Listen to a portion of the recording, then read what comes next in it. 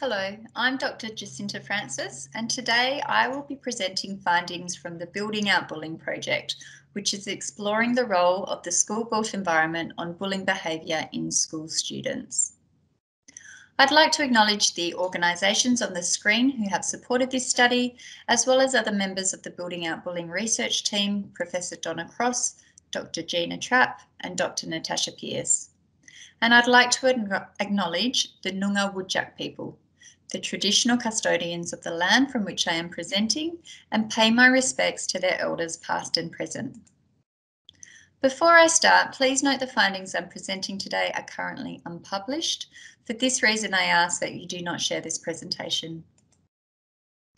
So why is bullying problematic? Well, most people attending the forum know that bullying is a public health issue linked to a range of physical and mental health problems. In Australia, the economic cost of bullying in schools is estimated to be $2.3 billion for each school year group. And meta-analyses of international studies have shown mean bullying prevalence rates for 12 to 18-year-olds are 35% for involvement in traditional bullying and 15% for cyberbullying.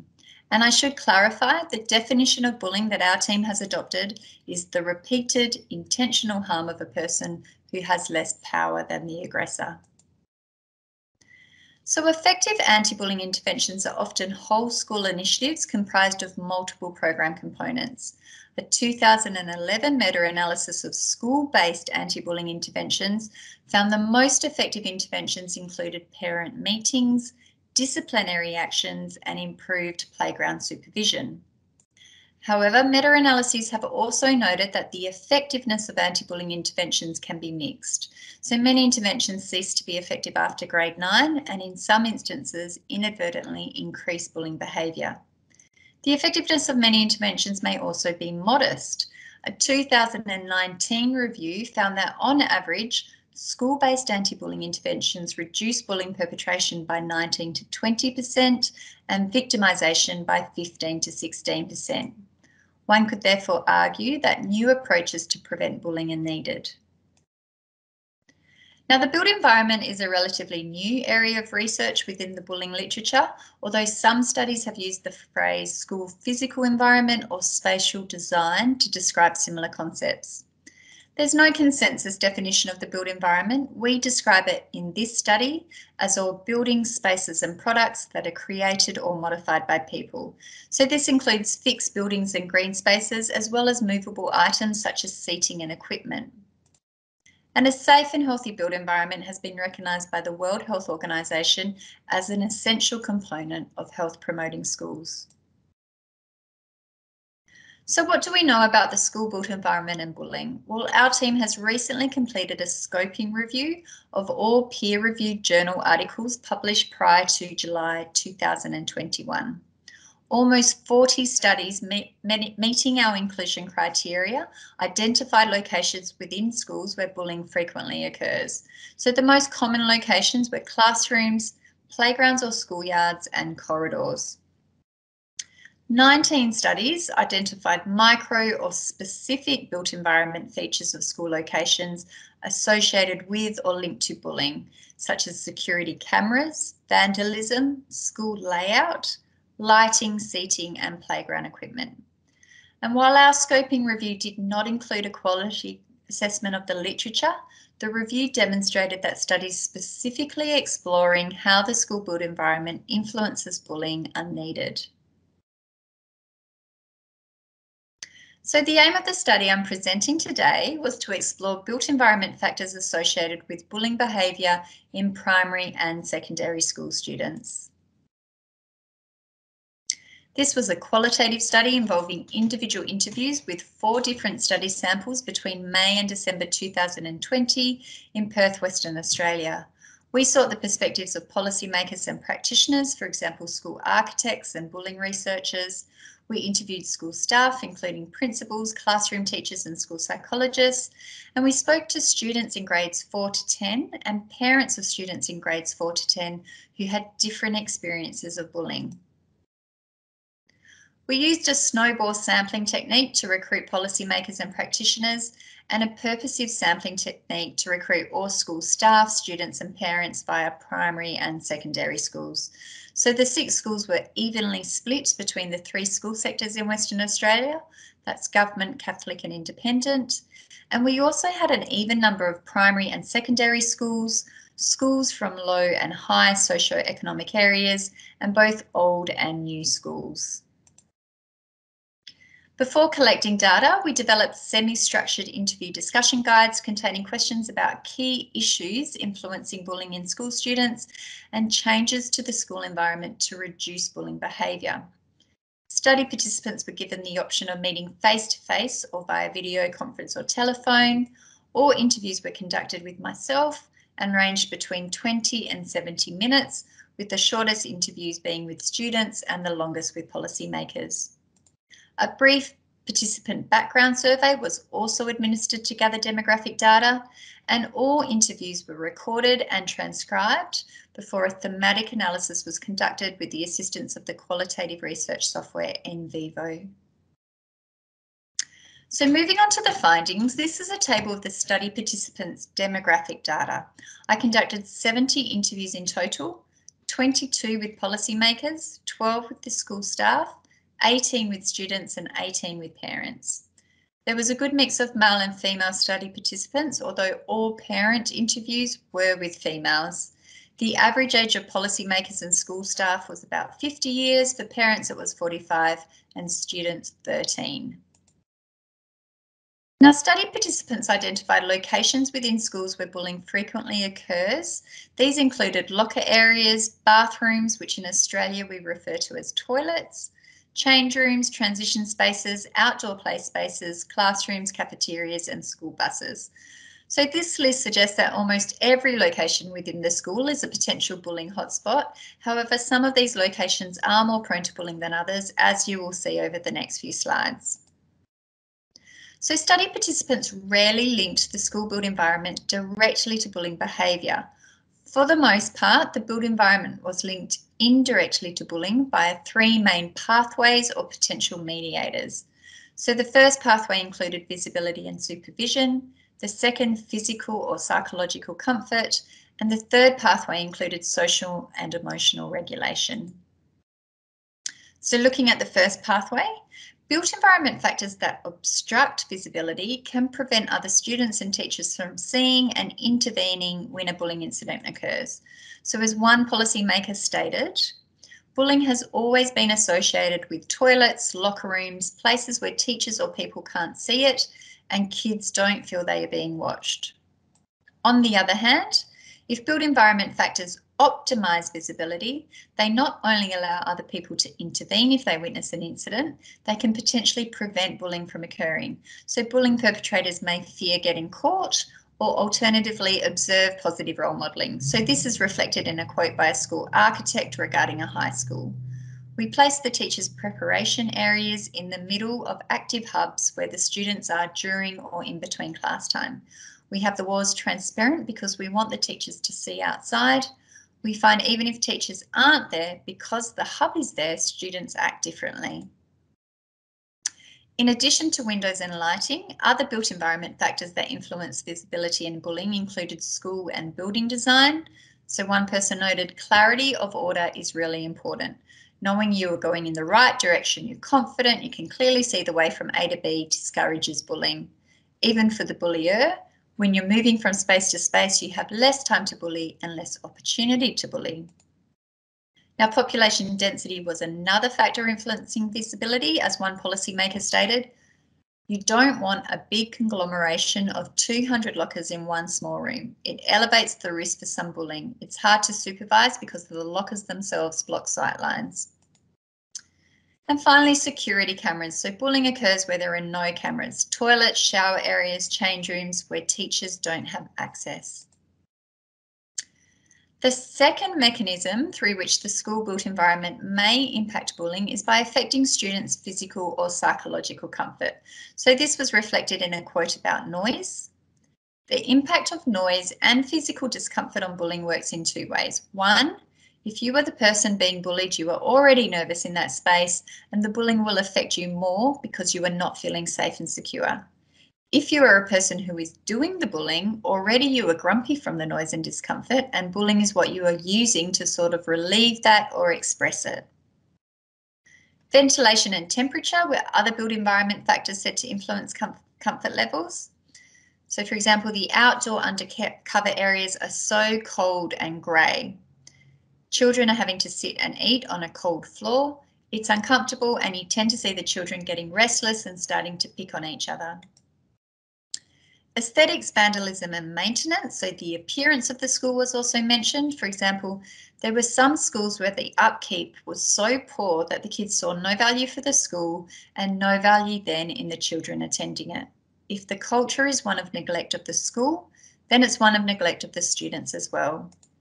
And then other factors influencing physical and psychological comfort and bullying included furniture and seating, cues, lighting and population density. The final pathway through which the built environment may influence bullying is by providing opportunities for social and emotional regulation and the development of skills to prevent bullying between students, such as managing boredom, exclusion and conflict.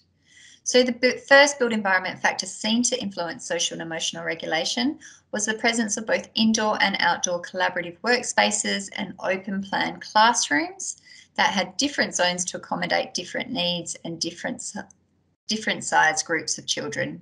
So this quote illustrates the importance of seating. The power of a chair cannot be understated. People often arrange gardens so they are aesthetically pretty rather than thinking about the social dynamics. Straight line walls are terrible. They encourage all the kids to sit on the wall and judge those going by. Curved walls encourage conversation. They're open so children are welcomed in. In addition to absent or inappropriate furniture, a lack of activities or equipment during break time was also linked to boredom and bullying. So as one parent noted, students that feel left out are the ones that are going to be either picked on because they're not doing anything, or they're going to be the ones that are trying to get in and cause those issues in the first place. Preventing bullying is definitely having things to keep them occupied. A number of participants recognise that quiet spaces for reflection and mood regulation may also prevent bullying. As this person said, places need to teach children how to regulate their emotions. Children who get really angry really quickly have often been victimised themselves. They know their behaviour is wrong, so those children need spaces that help them regulate. Sometimes these self-soothing rooms and reflection rooms are fabulous for children who are reactive bullying or bully victims. And then lastly, the absence of inclusive environments or facilities that reflect an acceptance of marginalised groups was also seen to influence bullying. So marginalised groups may include students who are LGBTQ, disabled, living in poverty, or members of an ethnic or religious minority. So as one person said in relation to the LGBTQ community, there's been this development of male toilets, female toilets, and unisex toilets. So there's a choice. For some transgender children who feel that they are girls, they may feel quite victimised going into a male toilet because that's probably a site of bullying. So I've summarised these findings diagrammatically. On the left side, I've identified school built environment factors and then the 3 potential pathways through which they may influence bullying. I've included a line connecting all of the built environment factors because some of these factors may influence more than one pathway. So for example, I have quotes to suggest lighting may affect all 3 pathways. Now the finding that most built environment factors were indirectly linked to bullying illustrates the interrelationship between individuals and their social built and socio-cultural environments, which is in keeping with a social ecological model of human behaviour. So for example, other studies have shown that some bathrooms within a school are more prone to bullying than other bathrooms. So the built environment features of a bullying location need to be considered in conjunction with how these locations are used and the social interactions and school policies or rules surrounding their use. Now, most of the quotes I presented today were from policymakers, many of whom were school architects with an existing awareness of how the school built environment impacts bullying. By contrast, a lot of the students had never considered this potential relationship. So one strategy to reduce bullying may be to educate students about the role of the built environment on bullying, so they have the knowledge to support one another, even if it's just picking up litter and avoiding vandalism or pulling up a chair to accommodate another student. Now, although only a few studies have looked at the built environment and bullying, more studies have explored how the school built environment influences crime. So some of these studies have explored crime prevention through environmental design, or CPTED principles, which is a crime prevention strategy that promotes the design and use of the built environment to reduce fear and crime and improve quality of life. So while bullying is distinct from crime, future research may want to explore CPTED principles in relation to bullying. And then lastly, altering or designing the school built environment to reduce bullying is a population level health intervention that has the potential to benefit thousands of students and staff in any given year. It may therefore be a cost-effective strategy to support bullying prevention efforts in both primary and secondary schools. So thank you for your time today. Please feel free to contact me via email if you have any questions.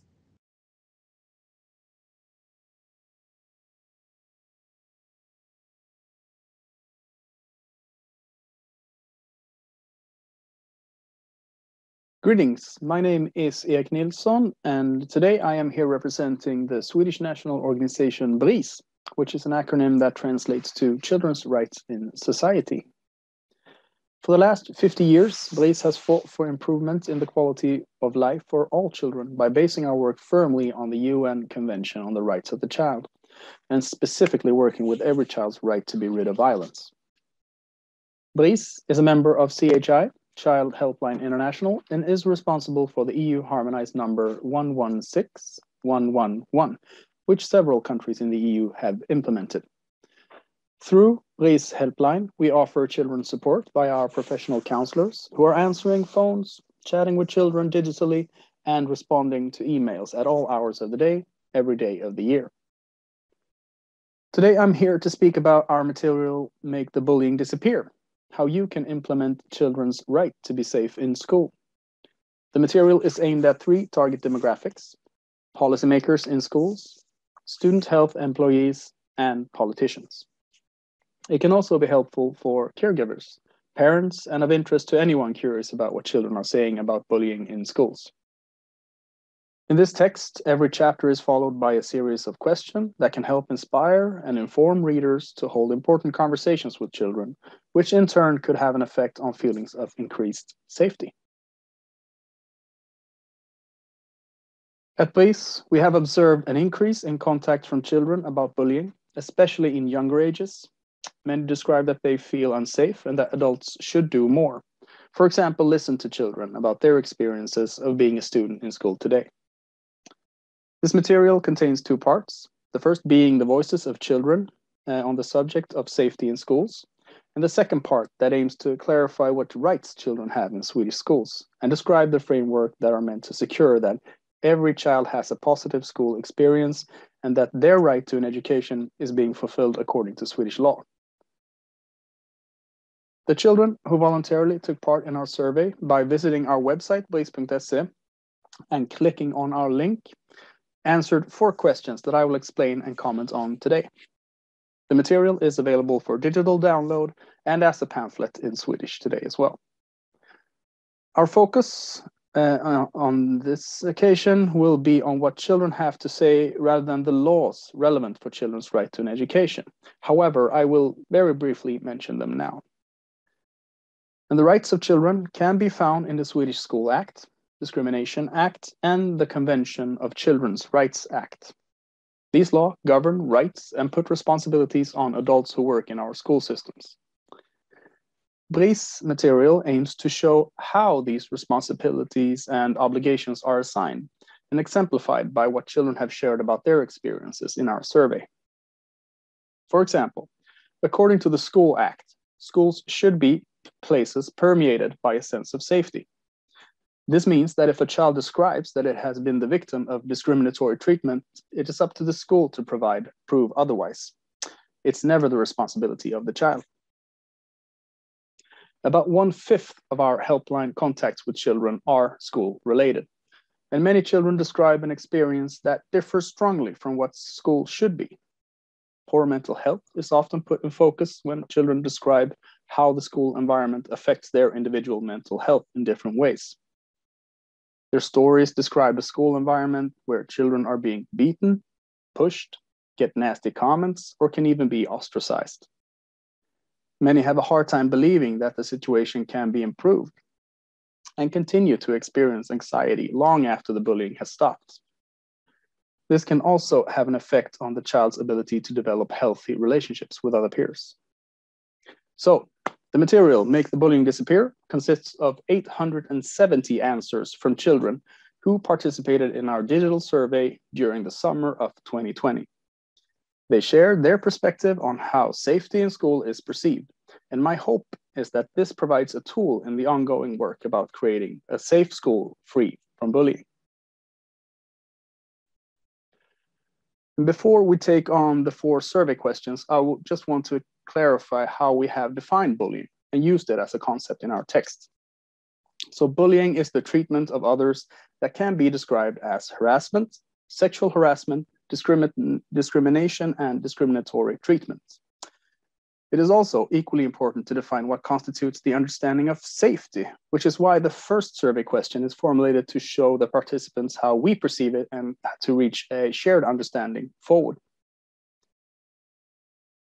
Safety is the feeling of being well, feeling secure, being cared for, and protected. Are you safe in school? Well, barely half of the respondents answer that they often or always feel safe in school. This means that more than half, 55%, feel unsafe during parts of or the entire school day. Every child has a right to an education according to Article 28 in the Children's Rights Act. And for every child to be able to learn and develop in school, a sense of safety is an important prerequisite. According to both the School and Discriminatory Act, children also have a right to a functioning study environment free from bullying. And it is the responsibility of all adults employed within the school system to ensure this. In these next three questions, I will comment on the 3 most reoccurring themes from the answers. And the first question was, in what situations do you not feel safe? The first and most often mentioned theme in our answers is the concern for physical situations in school. It can be about schools being too crowded, a feeling that you're not safe when you're walking in the halls or being in the cafeteria or when you're changing clothes together for gym class. Also, that play fights and actual fights in school creates feelings of being unsafe. It is not necessary for these situations to occur close to a child for it to be experienced as hostile or intimidating. Knowing that they occur can be enough. Participants also say that the mere presence of certain students can create hostile situations, and also that threats from outside the school grounds can create feelings of insecurity for the individual in school. Concerns for social situation is our second theme. And children describe how they worry both over being alone and feeling alone. Some tell about their worries of not being able to socialize with friends and also not having any friends at all. There are also concerns about being judged and looked upon negatively by other students. Many share how friendships can work both as protection and as a buffer in these situations. Children also have concerns over social aspects in the classroom. For example, about speaking in front of everyone and worry that someone could start laughing or whisper something, perhaps. This worry can also stem from the social phobia, which leads to a sense of insecurity. For example, when you are forced to work with someone you don't know so well in assignments. Concerns for adults lacking in their work for safety. Answers describe that adults do not act when situations occur, that adults see and know that students do bad things to each other, but do nothing or not enough to change what is going on. The survey shows that adults aren't in the places where there is a perceived risk of sexual harassment, discriminatory treatment, or violence. They are not present during breaks, in the halls, or in the cafeteria. The answers also show that adults can be the cause of unsafe situations. They might get angry, they yell and scorn students, which also adds to feelings that school isn't safe. Adults can also be unpleasant to be around. Children mention adults who give hugs without asking, who walks into students' changing rooms after gym class, or adults that are surrounded by unpleasant rumors. So the next question. Adults who work in school, for example, teachers, recreational counselors, or nurses, what can they think about and do to make school a safe place for all children and students? Well, relationships are important for creating a sense of security. The respondents want adults to ask them how they are and that they do this for real and have the time to hear the answers. Staff shouldn't be afraid to come close and get to know the students. The relationship or this bond can give staff an understanding of how the child feels, and from that point, it becomes easier to talk and understand each other. It is also mentioned that it is through these types of personal relationships that adults can catch those that are not well. Children who are stressed or under different kinds of pressure and might be on a negative path regarding their mental well-being. It is also pointed out that children who do not have any positive relationships with adults in their life might really need their school to provide this. Presence is key for perceived safety. Adult staff should be there for the students during the school day, not only in the classroom, but everywhere the children are. Children identify 3 aspects of why an adult present is wanted, and it lowers the risk of bad things happening. It makes it possible for adults to spot unsafe situation. And the last one, an adult present makes it easier for students to inform them when something has happened. So, next is respect for children's rights. Children want to be included in school decisions, for example, how classes are put together, what food is being served, and which teachers are going to be responsible for different classes. Answers also show that adults don't always have a grasp on the day-to-day life of students. Students who in turn wish that policymakers would listen before they decide what is best for children.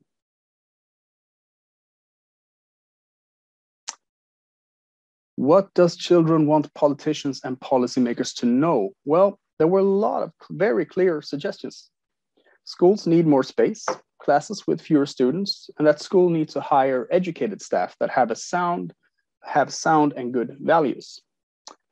The respondents want school to work actively against bullying and that students receive knowledge about and are given opportunities to reflect over how students can behave towards each other. Answers also show that students recognize the value of student health and that reforms to strengthen and finance students' health is needed. The answers also show that politicians and principals have an important function in making sure that students and staff can have relationships built on trust. And as can be seen by the respondents, they have very many valuable opinions about what policymakers should focus on. And so we asked the question. Politicians and principals make decisions about school. What can they think about to make it a safer place for all children? This is an exciting question, and I want to point out that many respondents also did not know what politicians and principals actually can do. It shows that decision makers in school need to be clearer towards all students about their roles. This is crucial for the work ahead and also gives the responsible parties an opportunity to explain their boundaries and available frameworks for creating safe and secure schools for children as well.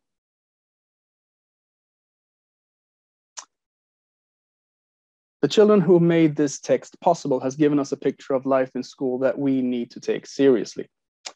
They describe a situation where feelings of being unsafe are ongoing, where adults do not act against bullying, and visible cutbacks affect children's school days. And as I mentioned in the beginning, over half the respondents feel unsafe during parts of or the whole school day. But they still also offer suggestions for how they want school to be and how they need adults to act. They want to be a part of and have the possibility to influence decisions that affect them. They want better relationship with school staff and be supported by adults in places where bullying occurs. And as an employee in school, as a decision maker, a politician, and as an adult, It is an obligation to take children's rights seriously and fulfill these rights at every chance we have. When we have children's experience as a starting point, we can act for a society that cares and fulfill children's rights.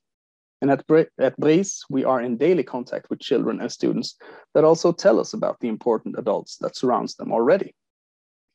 Please remember that you can make a difference in just being an adult who understands that children have rights. Thank you for your time.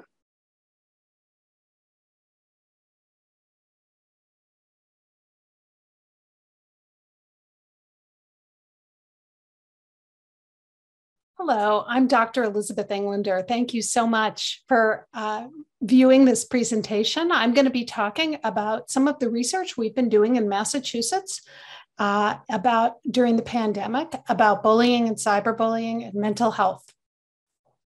I am the executive director of the Massachusetts Aggression Reduction Center at Bridgewater State University.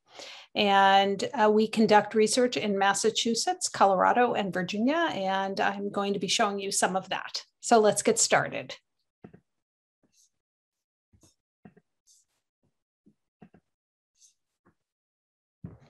All right. So I'm just going to go ahead and dive in and start telling you what kinds of things we are looking at and what we found. But I'm going to begin today by doing a few definitions. So I'm going to begin, for example, just by showing you very briefly about cyberbullying and bullying. I apologize for the text there. We're not going to have time to go into some of the sexting research, although that has changed during the pandemic as well. A little bit about some of the past research into kids and prolonged disasters that I think might be helpful for people to keep in mind when they're developing programming. Some of the Newmark research that we've looked at and the post-pandemic tips for schools and kids. So let's go ahead and get into this. Just a few definitions so we're all on the same page.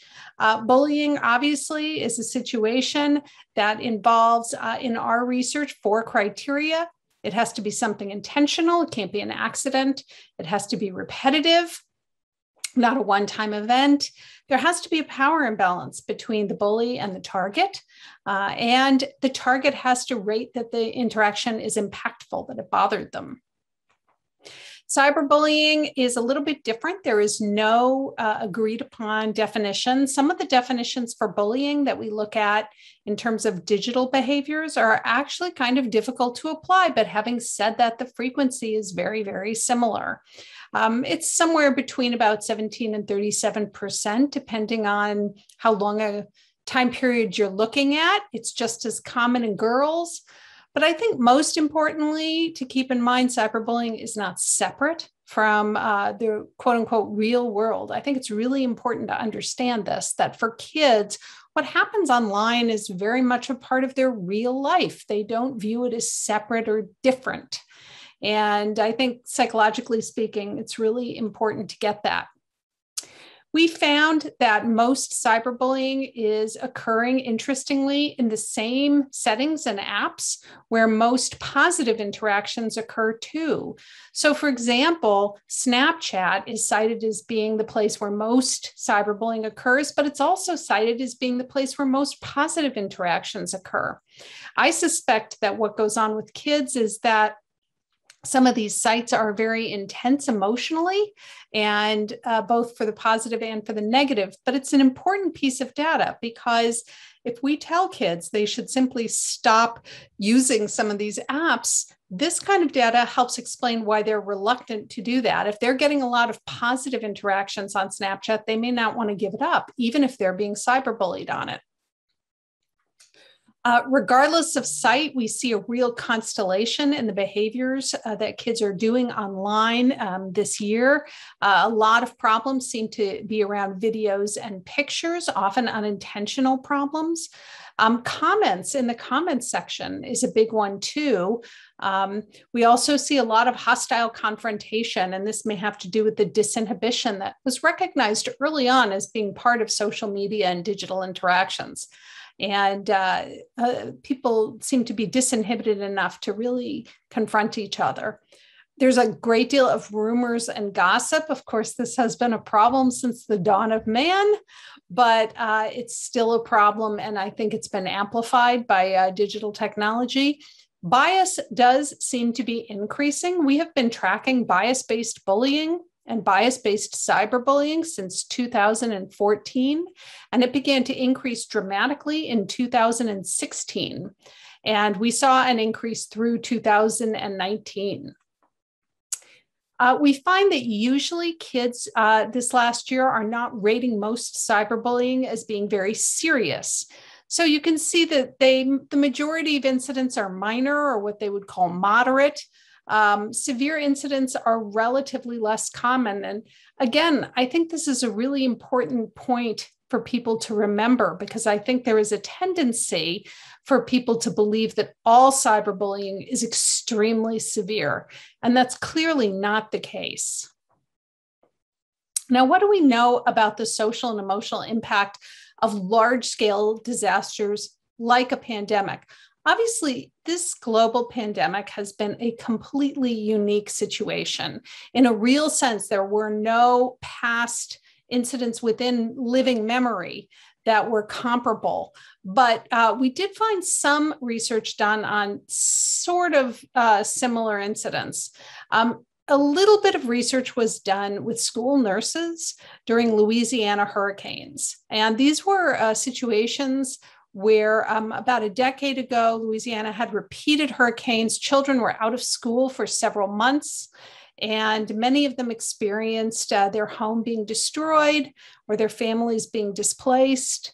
And in that sense, it's a little bit similar to what we have experienced, although obviously the scale is completely different. So one of the things that we pulled from that research is that children tended often to be either what we call dwellers or avoiders. Dwellers were children who really wanted to talk about what was going on. They really wanted to talk about these hurricanes and what had happened to their family. Avoiders, on the other hand, really showed a great deal of trauma and anxiety and avoidance at the idea of having to have any conversations about what was going on. And I think this is important to understand because sometimes we might be faced with children who really want to discuss what's been going on in this pandemic, but it's important to remember that other children in the room may not be able to have public conversations like this. So how do you juggle these needs? Well, you talk about the fact that maybe not everyone wants to have this conversation. You perhaps carve out a discussion time when you can talk privately with people or with kids who want to talk about the pandemic. Dwellers may need some other kind of outlet so they can keep journals or draw pictures or do other things like that. I think it's important not to force avoiders to confront things, and advisory sessions and counseling sessions in school can also be helpful here.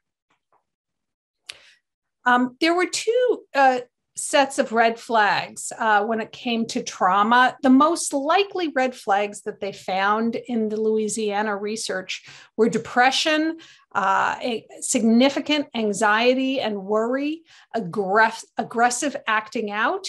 But other red flags were much less likely. These included things like unpredictable emotions.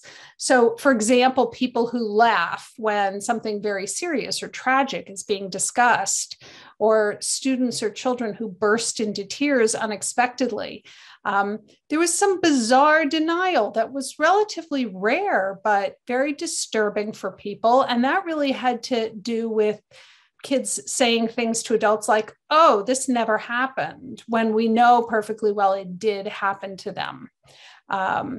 So that kind of denial. Then there were physical symptoms such as self-injury or hair pulling, kids who can't sit still, students who couldn't seem to stay awake, who would fall asleep in very bizarre situations, perhaps even despite their parents believing that they have been sleeping through the night. Hypersensitivity or quote unquote paranoia. That's when children take a sort of neutral social event and they misinterpret it as an attack of some kind. And finally, excessive irritability. So let's look at some of the new research that was conducted in 2021 during this pandemic. Firstly, does more stress mean more bullying? Certainly, we had a lot of stress this year. Obviously, we have the coronavirus and all of the stress associated with it, the fear of becoming ill or even dying. We had a recession, which for some families was catastrophic. For others, it was less catastrophic, and there has been some recovery since last spring. But still, that may have upended children's lives. And then, of course, we have all the social change that was associated with this pandemic, the increased social awareness of problems that we have in the United States and in Western societies that need to be addressed. And all of that could be a form of stress. So the question is, did more stress mean more bullying? Well, we know that screen time increased, and there have been a couple of pieces of data since this one. This one was done early in the pandemic, but it's been largely upheld.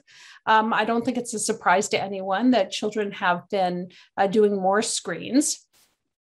Early on, certain organizations put out sort of feelers that they were experiencing things that might suggest that cyberbullying had dramatically increased. This was not really data. It was more kind of estimates from companies that were often selling cyberbullying control software or apps. So it was really questionable. But let's look at what we found.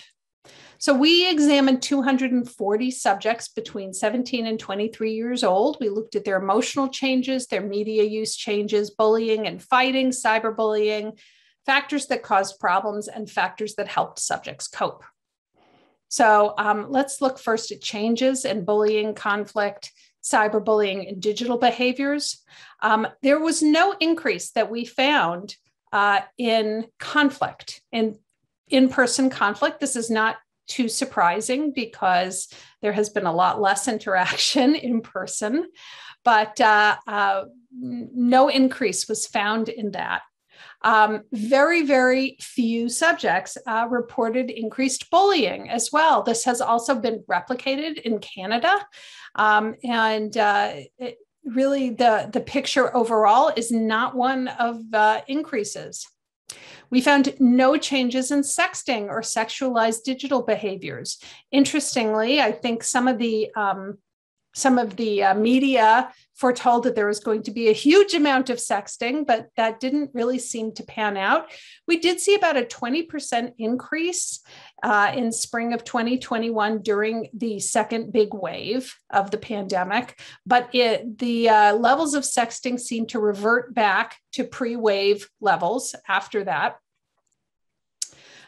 Digital bullying and fighting showed the most change, but still not terribly much. 11% decreased, 11% said it increased for them.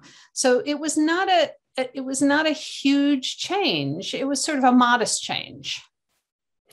Overall, what we really saw was we saw very small differences in sexting and bullying, slightly bigger differences in cyberbullying, but not very big differences in any of these behaviors overall. And we found no significant gender differences. What about mental health? So we began by looking at anxiety and depression, and we asked subjects if during the pandemic year, they had felt significantly more anxious or depressed, and 71% answered that yes, they had felt that. And that was really quite astonishing. That's quite a big proportion to say yes. They did have some positive feelings. I want to be clear. Their feelings were not all negative. Some of them said they were eager to finish school and to get back. Some of them said they felt like they had become more in touch with things that really mattered. But you can see from this chart that the negative feelings were really much more common than the positive feelings, feeling more pessimistic and more anxious and more depressed. Anxiety and depression seem to kind of mirror the cases in Massachusetts. It may be because people were responding to media coverage of how things were changing during the second wave. It's hard to say. Anxiety clearly dominated among the mental health issues. There's no doubt about that. A large proportion of kids were both anxious and depressed, but only 7% reported only feeling more depressed. So anxiety was really, and worry was really one of the biggest things. Now let's look at a few factors that increased vulnerability or resiliency. Males were more resilient. Females and non-binary were somewhat less, but males were more resilient. LGBTQ youth were more vulnerable, not too surprising, as they have more vulnerabilities going into the pandemic. Introverts were more resilient. Interestingly, people who felt they were introverted reported that they did better with this pandemic, and they had lower levels of anxiety and depression. Race and relationship status were not protective, so we didn't see dramatic differences with either of those, being in a relationship or belonging to certain racial or ethnic groups. Overall, what we found, interestingly, was that anxiety and depression were not really related to bullying or cyberbullying or fighting. They seemed to be more related to losses, to kids reporting that they had experienced real losses during this pandemic. They had not been able to go to school or to college. They had not been able to see people they cared about. And it was those losses that really were related to the anxiety and depression. Few techniques that we developed really quickly to help kids. One is we created books that were designed to help kids using humor to teach science. There are parents and teachers guides for these books. They're very, very cheap. They're found on Amazon. And we also focused in those books on coping skills, on empowerment, really not being dark, using humor, but really talking about important issues with kids, like their feelings, how they can get help if they're really struggling with anxiety, those kinds of topics. We really kept it kind of lowbrow. This is designed for children age 7 to 11. So, we knew it would appeal to them. And we use techniques that would really encourage deliberation. Like, for example, there's an activity in one of these books where kids explain things to their pre-pandemic self. Like, what is social distancing? Those kinds of topics. And we make it really interactive, which is fun. If you can use a copy of the slides today, feel free to go to this website. You just enter your email address and I'll be happy to send you a copy. Thank you all so much for listening, and I hope that this was useful. Thanks again.